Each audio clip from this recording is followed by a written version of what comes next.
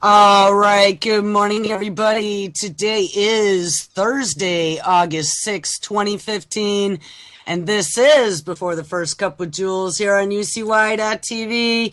Happy Thursday, everybody. It is 65 degrees and partly cloudy here in upstate New York, and I'm going to warn you guys, I have been having nothing but technical issues this morning, so if stuff doesn't work, I'm not going to get stressed about it because this has been pretty difficult. It's been an hour of screwing around just to get stuff ready to do the show today.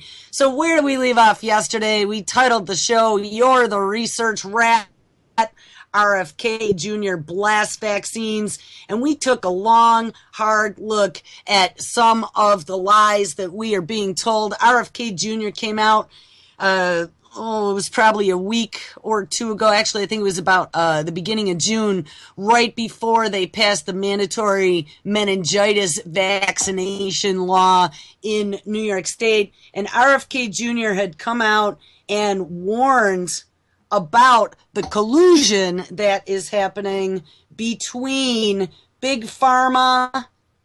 Hold on. Play sound never. Okay. Between Big Pharma, the government, and the media. And I mean, we laid it out on the line and took a look at all the different lies. The head of the CDC then leaving and becoming the president of vaccines at Merck in 2009. It's a pretty dirty story. But I wanted to continue just a little bit further on this because Mr. Brandon Turville and I tend to think alike at times. And it was pretty awesome because I found a story that he posted this morning. MSM, mainstream media, to pro-vaxxers. Don't argue the facts, show scary pictures. And it just made me laugh because yesterday when we were looking at that 1976 swine flu expose that 60 Minutes had done where they called the head of the CDC to the mat for the lies, where they did not tell the public about the damage that could be done, where it caused that Epstein-Barr syndrome if you got the vaccination. I had pointed out that they used scary music. Dun, dun, dun. But yes, Brandon is correct. Scary music works, or scary pictures. All right, let's read this because he has a pretty interesting take on all this. The vaccine industry, Big Pharma, and the mainstream media have some advice for vaccine zealots attempting to bully parents questioning the safety or effectiveness of vaccines into changing their minds. Don't argue the facts, just show scary pictures. And what can only be described as an instruction manual as how to shame, bully, and shout a person down who simply has a different take on the best and safest way to raise their children. It is clear that the religion of vaccines and quote-unquote scientism now has the hallmark of any faith determined to spread itself, the presence of evangelicals. The new vaccine evangelical movement is being provided with a script sheet of what to say and what to avoid when attempting to convert others to their belief system. And that's exactly what's happening. Like we talked about yesterday, the FDA and this absolute total bullshit where they're allowing studies to be published that have since been shown to be incorrect or need to be redacted, yet they're allowing these studies to continue to be out there where these anti-vaxxers then point to them and say, well, look, you people are wrong because this study shows that, XYZ vaccine cures all mice that it's been given to. Yes, but they're not showing you the big grapefruit-sized tumors or the autistic mice bumping into walls. No. Remember, Congress is now a club of millionaires and they all made their money on being able to insider trade. Anyway, the new vaccine evangelical movement is being provided with a script sheet of what to say and what to avoid when attempting to convert others to their belief system. Like most religions, the goal among the leaders and the zealots is a world where differing modes of thought no longer exist and where other opinions no longer force them to question the way they view that world. Articles like, quote, How to Change an Anti-Vaccer's Mind by Jeffrey Kloger of Time are perfect examples of a recent propaganda blitz coming from the mainstream media. And that's exactly what RFK Jr. had said. Mainstream media is completely complicit in this, along with the lying doctors, the lying researchers, and the lying government entities who are all on the take. Kloger's article is being quickly copied and rewritten in mainstream media outlets across the country, with the real vitriol being found in the more trendy hipster markets. The recent propaganda push is being based upon a study by researchers. Oops, hold on one second. Everything is, I just can't even believe how messed up all my stuff is today. Oh, where did it go? Kloger's article is being quickly copied and rewritten in mainstream media outlets across the country, with the real vitriol being found in the most trendy hipster markets. A recent propaganda push is being based upon a study by researchers at the University of Illinois, Urbana-Champaign, and published in the Proceedings of the National Academy of Sciences. It's not certain exactly how much time and effort was put into the study to discover what most undergraduate marketing students and remotely successful politicians, salesmen, and sociopaths already know, that scary pictures are more effective at convincing hordes of people of an idea, true or false, than facts, reasoning, or logic. Bingo, Brandon. That's exactly it. Scary pictures, real simplistic diagrams, those are the best ways to convince people who don't have an attention span of more than 8 seconds. In other words, the study and the mainstream media have determined that it is best to go after the emotional vulnerabilities of those who are either under-researched, on the fence, or have been subjected to bullying and social pressure since hipsters and the cool kids realized it was the in thing this year to attack anti-vaxxers. Consider the passage by Jeffrey Kloger of Time, who writes, quote, That's a very noble goal, but it's also one of the things that makes it so bloody hard to change their minds on the topics of vaccines. Public service campaigns don't work either, nor do one-on-one explanations of why the rumors about a vaccine autism link are wrong. In some cases, there's even a backfire effect. The greater the effort expended to persuade anti-vaxxers, the more convinced that they become that they are right. So it is extremely good news that the researchers at the University of Illinois Urbana-Champaign may at last have come up with a way to cut through the misinformation and get the truth across. Just don't tell parents to vaccinate their children. Show them what happens when they don't. Da, da, da. So I'm going to give you scary music because I don't have scary pictures on the radio.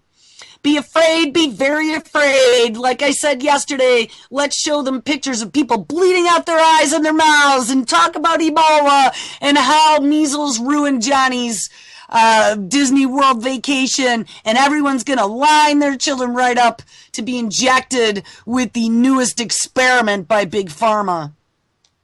In other words, don't show them or don't argue with them, just show them scary pictures. The hope is to catch someone unaware in a weakened state or someone who is unfortunately not as well versed on the subject. And of course, if you can't convince someone by providing facts, logic, and reasoning, there is always the chance that this person is irrational. But there is also a very real chance that they are quite lucid and that you, in fact, armed with all your talking points, media-induced outrage, and perceived intellectual superiority, are simply wrong.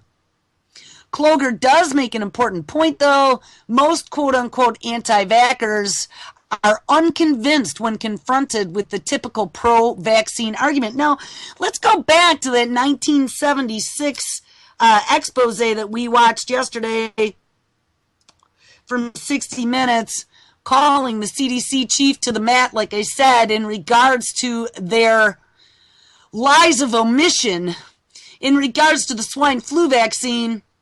They 100% knew that it caused neurological disorders, yet they allowed it to roll out and played their propaganda games, making people afraid of what would happen and telling them about how it would spread. And oh my God, Nana died because she got swine flu, so you better all line up and get it. Remember, this is not the first time that they have duped us. Remember that the vaccine program is part of the Department of Defense biowarfare program. Look it up. Go into the history. 1972, Nixon inked the agreement that stopped biowarfare, but the one thing that we maintained was a defensive posture utilizing what? Vaccines. We also discovered yesterday that a lot of these vaccine manufacturers, and I mean, we dug deep into the Ebola bullshit when it was going on last summer. A lot of these vaccine companies coming up with these newfangled technologies, flipping DNA switches on and off, are all funded by the Department of Defense, at least in their angel funding. Let's get back to the story. I gotta find it again. Man, this is hard today.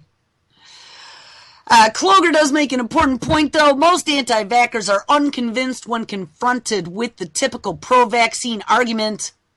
But that is not because they are necessarily rigid of belief. It is mostly because the typical pro-vaccine argument tends to be baseless propaganda rooted in rhetoric instead of science.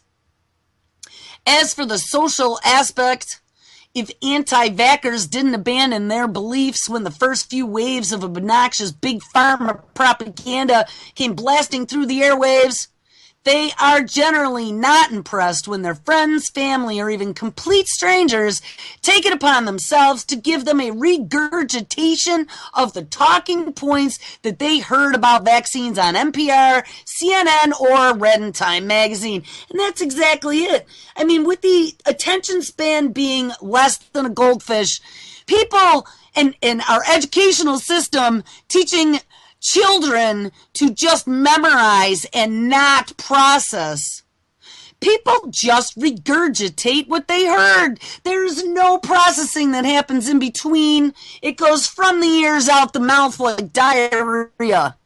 Now, when it goes from the ears out the mouth, they are not digging into the background, the history, who follow the money, who is going to make out on this. And that is something on this show and in my life. This is why I drive all my friends and family crazy, because I never take anything for somebody's word. I always have to prove it to myself before I'll regurgitate something. And it typically isn't regurgitation, as you know. All right, after all, social shaming and bullying is, if one's opinions are strong enough, tends to produce the opposite of the desired effect. And if anyone has ever been a smoker and had friends or family telling you had to quit smoking and then went into all the reasons and started showing you scary pictures, you know how much deeper you dig your feet in to tell them to go fuck off.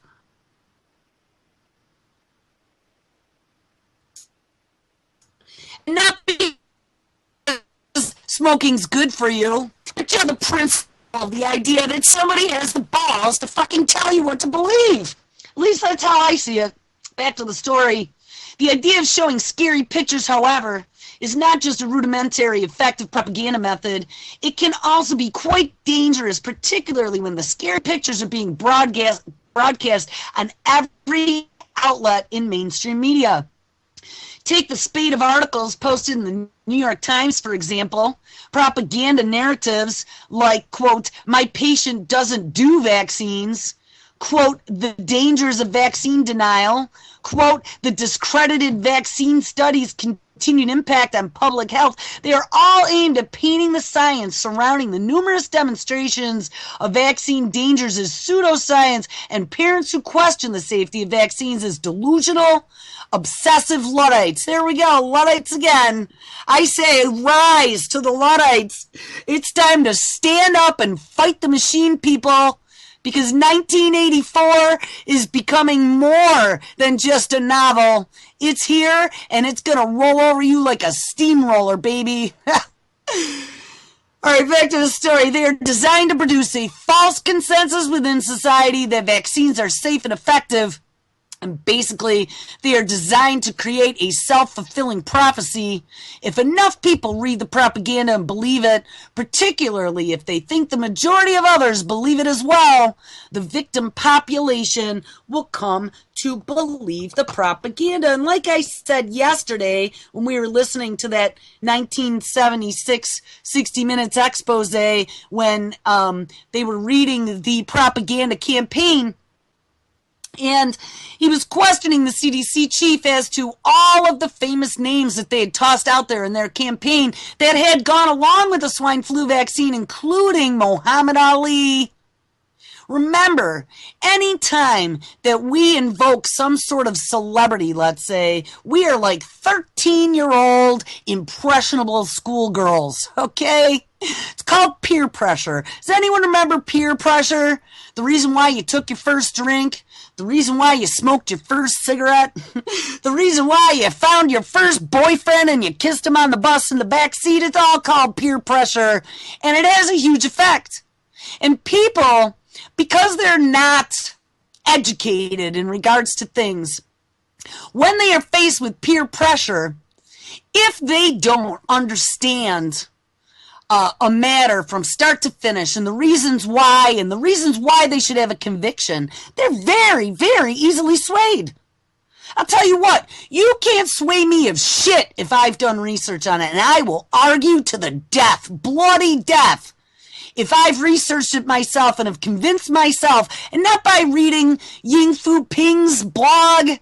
I'm digging into not only science journals, but university journals, and I know we can't trust any of that shit, but when I start finding 12 or 15 different outlets, and not just from science, but from science, and then maybe from a sociological perspective, and then maybe in like individual experiments, I've talked about that. I experiment on myself all the time, especially with my health, because I haven't been able to trust anyone or anything over the last 40 years that all used me as a guinea pig pincushion.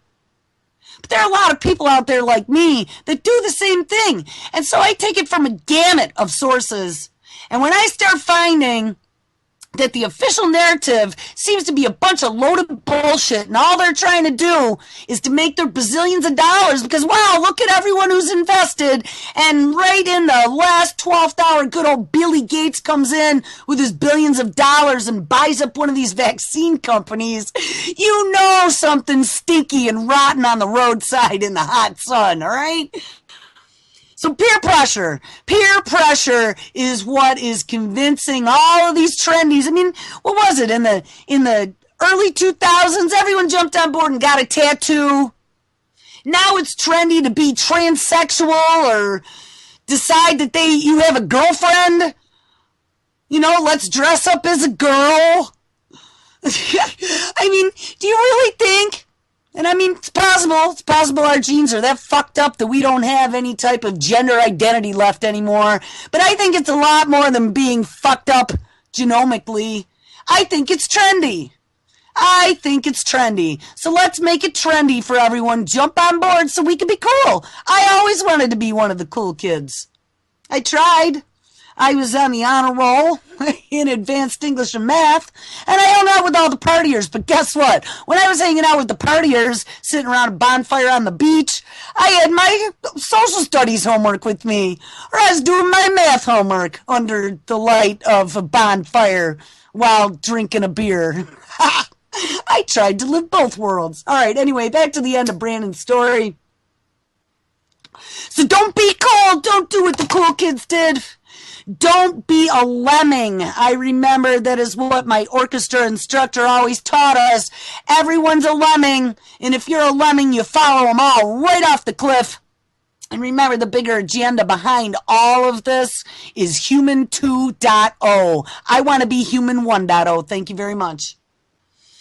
Anyway, so the end of this, if enough people read the propaganda and believe it, particularly if they think that a majority of others believe it, the victim population will become part of the propaganda. Now, apparently the New York Times and its ilk will also be sharing scary pictures to go along with their tripe. Of course, we all know what happened the last time the New York Times posted scary pictures and emotional words. Maybe one day we will finally leave Iraq. Dun, dun, dun. Great article, Brandon. This is posted up on Activist Post yesterday, and it's also on BrandonTurbeville.com. To go along with this, and you got to hold on 1 second with me, guys, because there all of a sudden, hey, one of the things I want to talk about too, I don't know if anyone has noticed. Hold on, let me search here. Drug pusher. If anyone has noticed, all of a sudden, Firefox has decided that it's going to tell me that my flash is out of date, and it plays about 30 seconds of a video, and then it just crashes it, so you have to go use something like IE to even make it work. But something else I noticed, Chrome, as of the last few days, it started happening yesterday, but I noticed it again this morning. If you try to go to a website that doesn't have HTTPS, which is an encryption, S is SSL, and so they encrypt your URL and any data that's going across. We've talked about encryption before, endpoint to endpoint, but a lot of websites are just HTTP. But Chrome has started blocking websites now that are not HTTPS, and they give you some warning message about it not being safe. And then you have to click down in the little text that says advanced to get the whole description that says, well, you can still go to this website if you want to, but you got to go way down here, click advanced, and then click here. So, we were talking about Google's truth algorithm. It looks like that Google Chrome is also in on the game. It's going to scare people, fear people. Remember, make them think that anyone who's not using HTTPS must be a hacker. And if you go to that website, you're going to be compromised. So don't go here. It has information that you might want to know. I mean, what a load of bullshit. Anyway, I want to play yesterday. Talking about vaccines, I talked about an interview that April and Verstein had done on Truth or Talk with the confessions of an RX drug pusher. I couldn't remember her name, and I always forget it. I'm sorry.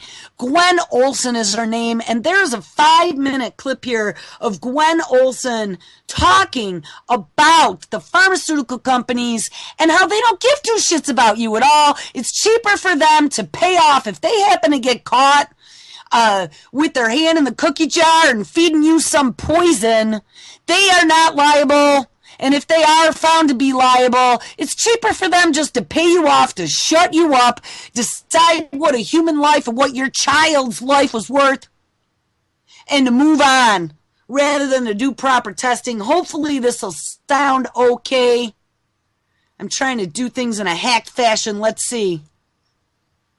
Let's see if we can make it play. I'm going to crank it up. Come on, baby. This has been unbelievable. All right, Gwen Olson, Confessions of an RX Drug Pusher. There's no such thing as a safe drug. By the time a drug's approved and it hits the general population, we don't know even 50% of the side effects that are involved with that drug. We were being trained to misinform people. I spent 15 years in the pharmaceutical industry working for some of the major manufacturers. It wasn't like I woke up one morning and said, I need to get out of pharmaceutical sales. It was actually an awakening process for me. It was a spiritual and consciousness process where, as I started observing what was happening, what some of the drugs were doing, the misinformation, the disinformation, that I was being encouraged to minimize side effects when I talked to doctors, I started to recognize that these patients were literally being tortured by the drugs that they were given. My niece was 20 years old. She was attending Indiana University, and she was a pre-med student. Extremely intelligent, beautiful woman, and just a beautiful spirit inside and out. She was in a car accident and was prescribed Vicodin, hydrocodone, for pain, and became addicted. while she was studying, she determined that the sedative properties of her drugs were keeping her from being able to concentrate. So she purchased some ephedra, which is a stimulant. She had a drug interaction and ended up in the emergency room at the local hospital.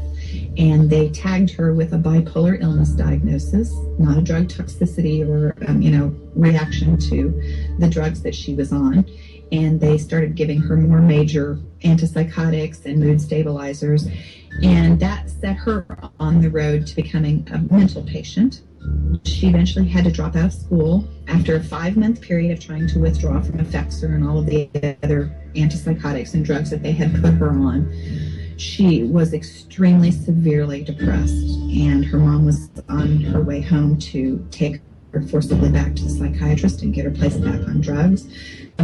My niece walked into her younger sister's room and took an angel-shaped lantern that was filled with oil and poured it over herself and ignited it, and she burned herself alive.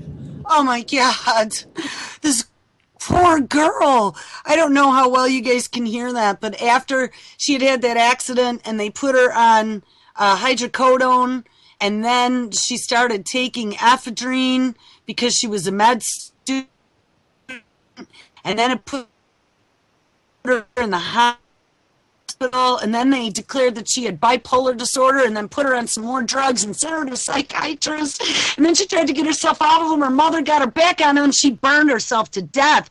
I mean, how horrible is this? And this is Gwen Olson's niece that this happened to.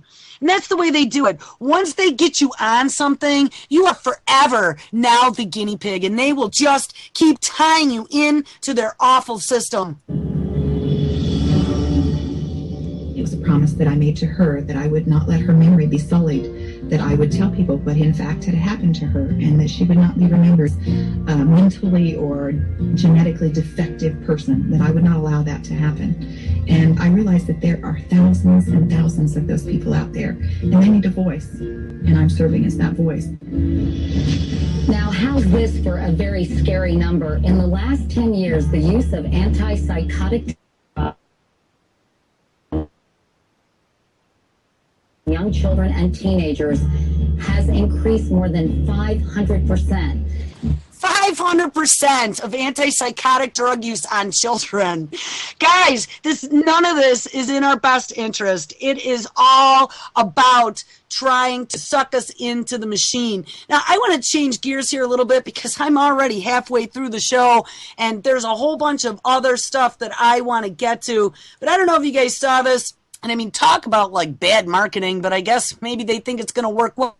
Did you guys see, as we have this now DARK Act that just passed through the House a couple days ago, and we had the Congress get rid of the country of origin labeling laws for meats just recently as well. They are working on removing any type of mandatory labeling laws for GMOs. And of course, we know all of the dangers that GMOs can cause, the poisoning. I mean, I can spend weeks on end. It happened yesterday at dinner. I just start ranting, and don't even get me started on that. But did you see now, as we're having these shortages across the board and all these, oh my God, never before seen plagues and outbreaks killing not only people, but sea life and chickens and egg shortages and who the hell knows what else. We have the pigs with the diarrhea disease. Well, hey, they got a solution for you. It's called Soylent 2.0. It's the brand new liquid meal replacement. Check this shit out. We never needed to worry about food again. Well, that's the promise of a company called Soylent. You may never need to worry about food again. Yes, good old Soylent is going to come out and save you. Today it begins selling what it calls complete meals, ready to drink in a bottle. Oh. The ingredients include powdered oils, rice protein, and vitamins. First on CBS This Morning, Ben Tracy takes us inside what could be the future of food. Oh, yeah. This little piece of gum is a 3-course dinner. When Willy Wonka created a 3-course meal chewing gum, It's tomato soup. it did not turn out so well. Violet, you're blowing up. I feel funny. Haha, they just showed Veruca Salt turning into a big, huge purple grape. And that's what's going to happen if you eat this shit. Charlie just said that it was rice protein. Now, I was out on Soylent's website, and they were showing that it was soy protein as well as algae, and maybe they have a couple different blends, but anything that's full of rice protein, caution, beep, beep, beep, beep. Remember, who's a large rice producer and nobody wants to buy their food, and they've gone to the World Trade Organization to force places like South Korea to buy their shit, is Japan. And oh my God, what's happening in Japan? Yes, triple meltdown at least of Fukushima, and all their food is radioactive. I wouldn't be buying anything with rice in it. And I'm telling you, I mentioned it before, go to the grocery store, look at some rice, and try to figure out country of origin, because it does not exist. But now a company called Soylent says it has found the formula to replace food as we know it. A ready-to-drink form. Rob Reinhart is Soylent's CEO. We're probably going to find out in the future, too, that once they move beyond the soy, and remember, we looked at this back a few weeks ago, 90% of all corn and all soy produced in the United States is GMO. 90%. And one of the dangers with soy is that it mimics estrogen. So you don't want to be drinking soy. You don't want your boys to be drinking soy, any of your children to be drinking soy. Between the GMOs and the estrogen mimickers, that's danger, Will Robinson, right there. What do you have against food? Absolutely nothing. Quite the opposite. I love food. Oh, I love pizza. I love burritos, barbecue. The 27-year-old engineer realized that while working long hours, he was also eating a lot of bad food and wasting a lot of time and money on it. He now drinks 80% of his daily calories.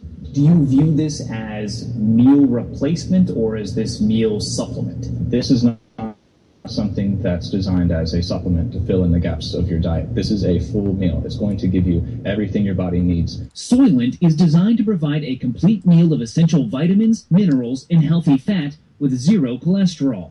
Each serving is 400 calories and contains 20 grams of protein. Yeah, it is bland. It's a little chalky. Reinhardt says he designed it that way so people could flavor it to their liking. Can you make a version that tastes like a margarita? Sure.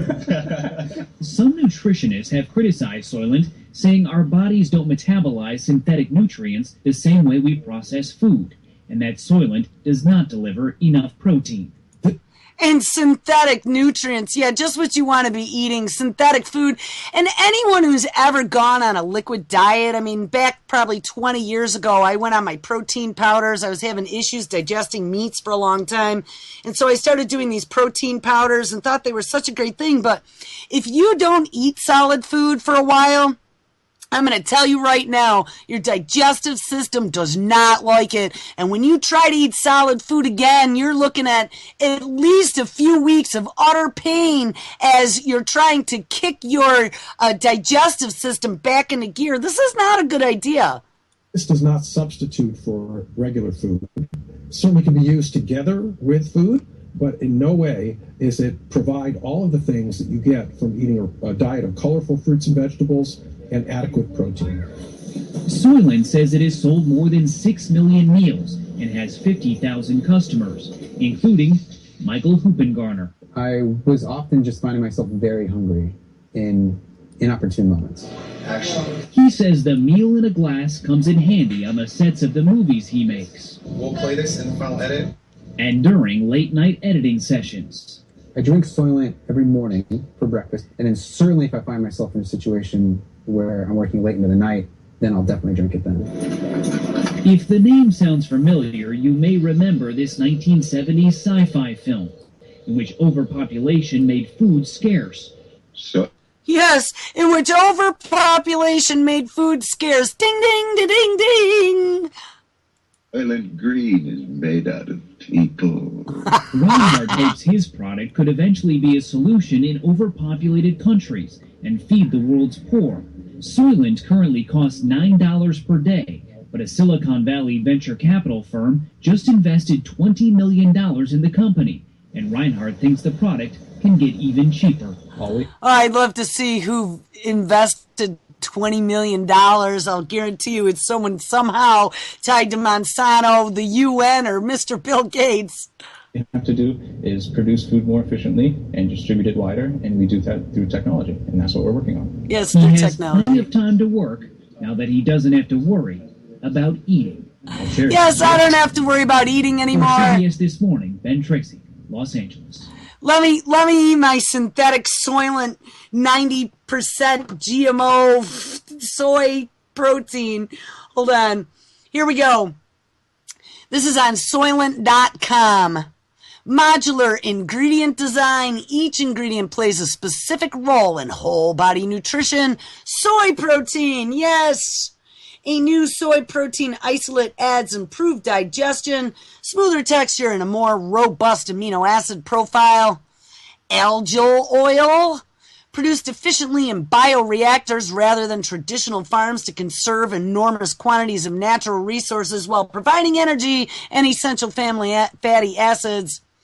Isomaltulose, a slow metabolizing disaccharide naturally found in honey that offers sustained energy without the spikes of refined sugar and, vitamins and minerals.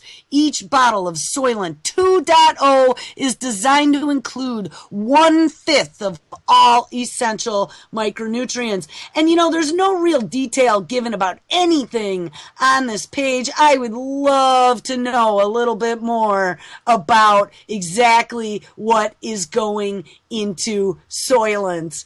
All right. So, in the last 20 minutes of the show, where are we going to continue? I think I want to get over to a little bit of cybersecurity. Now, we've been seeing, I was talking about all the technical problems that I've been having, and all of a sudden, now Google Chrome is blocking websites as unsecure because they're not HTTPS. Nothing to do with bad certificates or funky reroutes or anything like that, just that I don't have HTTPS enabled on my site. Well, listen to this. This was from April 1st, 2015. This went through without much fanfare, and most people missed it. Obama's emergency cyber sanctions, another salvo in the war on legitimate hackers. Unconvinced by President Obama's and the government's promises to protect security researchers, professional hackers have expressed concern that the cyber sanctions announced today by the U.S. administration could perversely be used to punish those trying to protect the country. And these are the white hat hackers that are crying foul because they are going after everyone. They are also not sure about the need to call a quote-unquote national emergency as a result of the digital attacks on the nation. Like I said the other day, before 2 years ago, we had hacks and cracks. There have always been hacks and cracks. But here's the thing. It was not a massive global organized attack on high-profile targets like we've had over the last 2 years. Hitting the Pentagon, hitting the administration office of the federal government, hitting J.P. Morgan Chase, hitting the large healthcare insurance companies, hitting Sony. If you remember, Sony was the first big one. Oh my God, it must have been North Korea. Oh, it was China. Oh, it was Russia. Oh my God, it was anonymous. Guys, it isn't any of those people. I will guarantee you, we did a whole bunch of shows on Keith Alexander, the former head of the NSA, and he was in charge of creating the 6 different cyber patrols within the military. Remember, we also discovered that Microsoft has their own cyber patrol center now. And we read the other day, remember, there's no free lunch, people. We read the other day, Windows 10 being given away free to everyone. Oh, yes, take it, take it. It's going to be so wonderful, so awesome. You can use it. Oh, it's beautiful. And if you read one of their major privacy statements, it says that they have access to everything on your machine, your private emails, your private files. They can scan through them. And if they find anything that they think that should be referenced or handed over to law enforcement, if they find anything that might have to do with breaking of their copyrights, they have full rights to it. All right, back to the story. The president said in a Medium post describing the new executive order. Remember, we just had an executive order building supercomputers for national security. But back in April, like I said, without much fanfare, we had a new executive order about cybersecurity that reeled in the corporations with the federal government to quote unquote protect our infrastructure. Well, back when the original privacy lawsuit happened against AT&T back in the mid 2000s, AT&T had handed over some records and people were crying foul because AT&T should have been protecting your privacy, end user, not handing them over to the government. Well, they got rid of all that now, just like the vaccine industry, where they inked that legislation that if they fast track something under the state of national emergency and then you die from the vaccine that they fast tracked without testing it, guess what? It's okay because it was done in the name of national security, and the vaccine manufacturers have a limited liability, if any at all, for your death or your child's death or your permanent injury. Well, pretty much they've done the same thing now for all the corporations involved in cyber patrol. Says the president said in a Medium post describing the new executive order that, quote, he wanted to stop the worst of the worst attacking America and its businesses online, pointing, of course, to the scary picture of North Korea's breach of Sony, as well as the Chinese and the Russian cyber criminals. Ding, ding, ding, ding. They're the scary pictures. I'm surprised that we haven't seen propaganda pictures of the hackers in dark. We did actually that one video where he had the hoodie on. That was that hacking team out of Italy that our government is working with to hack every single one of our machines and put spying software on it. Anyway, back to the story. Anyone believed to pose significant threats to the U.S.'s security or economy by damaging critical infrastructure, disrupting or hijacking computer networks, or stealing trade secrets of U.S. firms or personal information of American citizens will have their assets frozen. Yes, and guess what? When we're all in a cashless society where we're using biometrics to get onto the internet and there's no anonymity and your bank accounts are tied to your iris scan and all you have are qubits, not dollars, because physical money has been outlawed, all they have to do to freeze your assets, and I mean they could do that right now, freeze your bank account, but they could just freeze your qubits or whoops! Guess what? There's no qubits in that account. We don't have any record of the 10,000 you used to have. There's none in there now.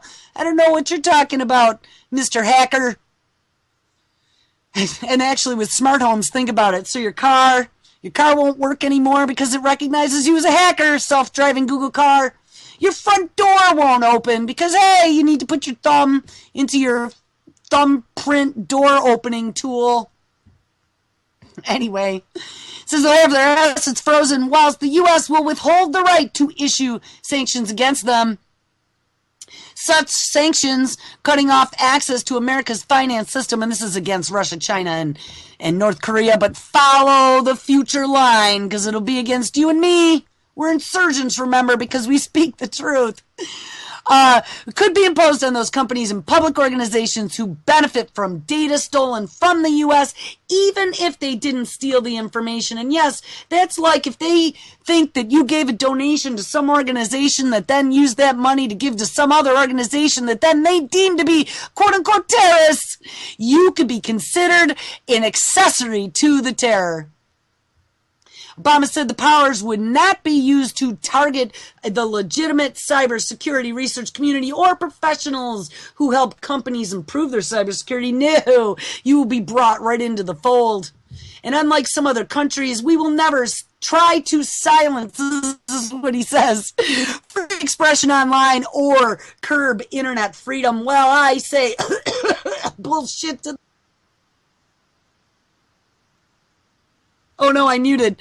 I want to pull up this executive order. I don't know how long I've been muted for, so I hope I wasn't muted for a long time. I think my arm just hit the mute button, hopefully. All right, maybe this story will load. WhiteHouse.gov does not want to load for me. If not, I might have to play a video that I have queued up here. Hurry it up. Here we go. April 1st, 2015, WhiteHouse.gov, executive order blocking the property of certain persons engaged in significant malicious cyber-enabled activities. Let's read. Blocking the property of certain persons engaging in significant malicious cyber-enabled activities by the authority vested in me as the President by the Constitution and the laws of the United States of America, including the International Emergency Economic Powers Act, the National Emergencies Act, and he gives all the sections, 2012F or 212F of the Immigration and Nationality Act of 1952 and Section 301 of Title III U.S. State Code.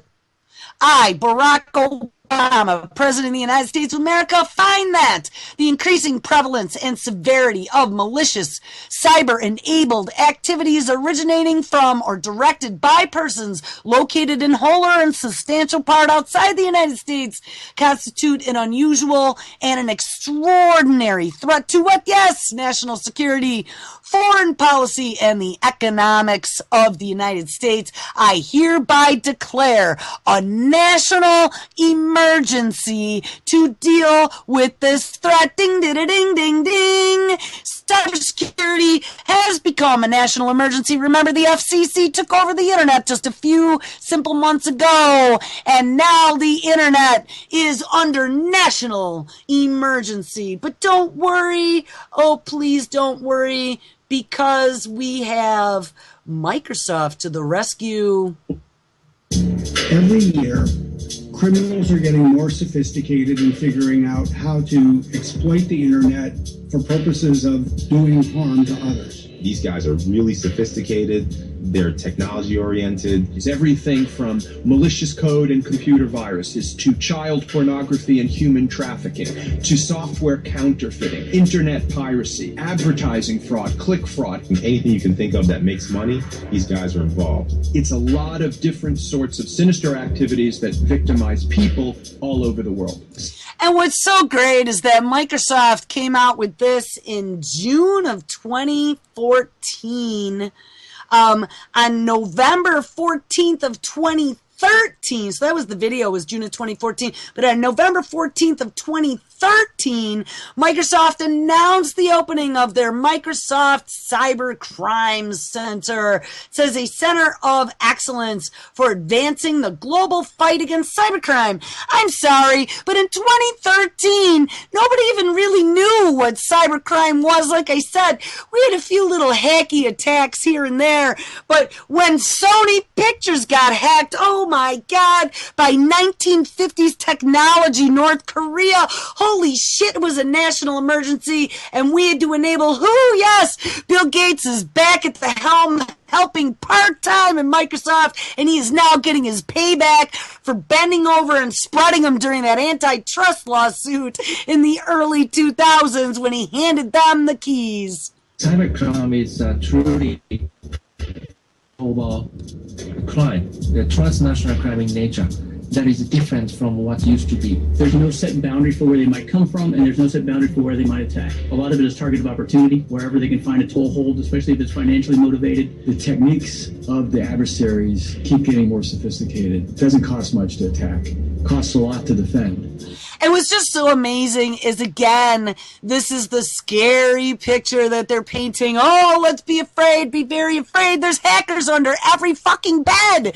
And like I said, it's getting crowded, so now they've spread to the closet as well. And don't forget that your teenager is going to be self-radicalized over the internet because it's such a danger. Given the migration of so much of our important work, our personal information, to the cloud, you have to have a level of commitment by a company like Microsoft to protect computer users. Protect the Cybercrime Center is one tangible example of our commitment. I think that we are at a critical moment in time. In part, it's because the problem is getting worse. Now, at the same time, Our technology is getting much more sophisticated, and it was clear this was the time to make sure that we harness the power of that technology so that we have the most powerful ability in the world to fight crime on the internet. Of course.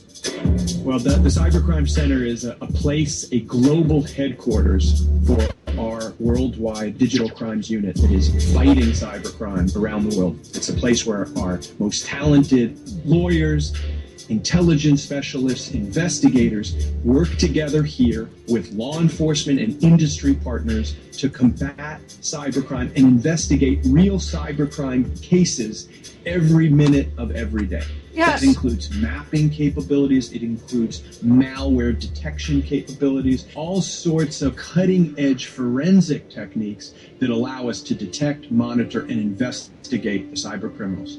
I mean, it's unbelievable. They have lawyers, they have cybercrime experts, they have international law enforcement, they have maps, they track IP addresses.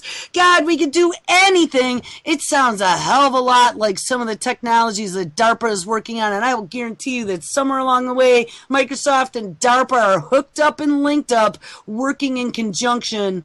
No nation or no international or regional organizations can fight against cybercrime alone. We need a global alliance. Where there are bad guys in one country doing damage in another country, our ability to have a global footprint and be able to interact with law enforcement in all these different countries is essential. It's vital that we have a set of relationships where people can come in and work together and not work at the speed of government or even at the speed of business, but the speed of cyber. And the thing is, I mean, look at how this just plays so well into this whole coming global government. That's exactly what they said. They're like, it's not, localized to any one country. It's global. We have to all come together. Good old, I'm telling you, Bill Gates, man, we always thought that he was the coming and he brought it all together, but Bill Gates sure brought it all together to now stick it right up your backside. If you worked alone, what you would see is these complex networks. You would take down one site and another one would pop up. So essentially it becomes a game of whack-a-mole. Instead of doing that, we're able to work with Microsoft to make really lasting, impactful change by taking down things on a much larger scale because they have the visibility and the expertise to do that. Ultimately, though, everybody's vulnerable. I think it's very exciting, this development of this Microsoft Cybercrime Center with the technology, having it being 24/7. Yes. I think that's the type of response that we need as a society. Cyber defense is a team sport, and everybody has to be involved. Yes, cyber defense is a team sport, and everyone has to be involved. I can't even get over. And so Microsoft decides that it's a team sport. DARPA decides it's a team sport. Everybody's spying on everybody, and now we have an executive order. We have to work together. So it has to be a private sector, it has to be a public sector, it has to be international. To clearly name specific unit in Microsoft as Cybercrime Center, it's an obvious sign to law enforcement that Microsoft is serious about cybercrime, that Microsoft is serious to work with law enforcement. When there is a criminal anywhere in the world who's trying to separate an elderly person from their money, trying to defraud somebody, trying to steal their personal information, we have a better capability to connect the dots, follow the leads, work with law enforcement, and ultimately prove to that criminal that this is not a way for them to make money. Innovation is at the heart of Microsoft as a company, but it's not just in how we make products, it's how we fight crime. Yeah. This place is at the epicenter of our commitment to innovation in fighting crime. Big data. It helps ensure that our customers get the benefit of all of this expertise, that they have a safer and reliable computing environment.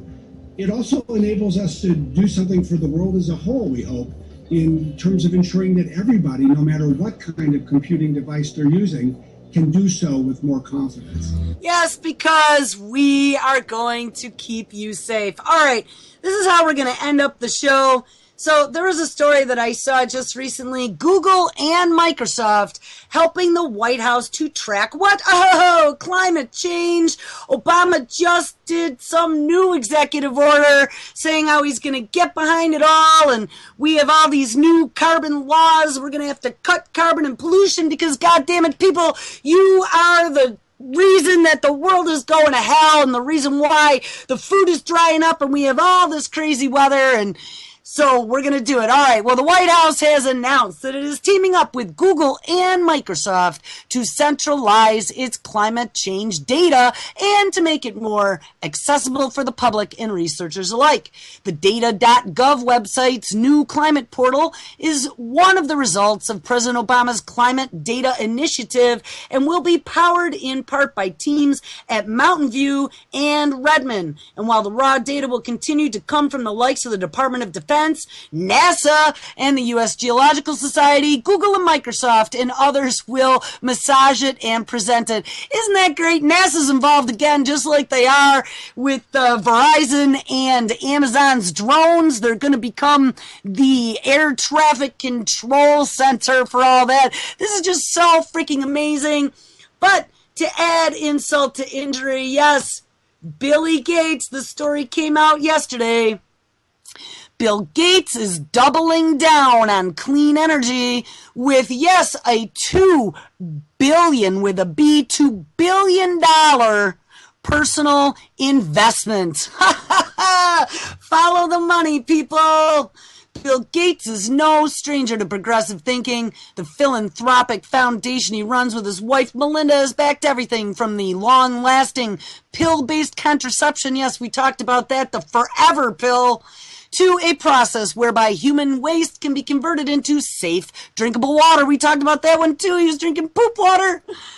Most of their efforts are focused on improving conditions for the world's poor and markets often neglected by the private sector, corporations, and government aid. Yes, so Bill Gates to the rescue.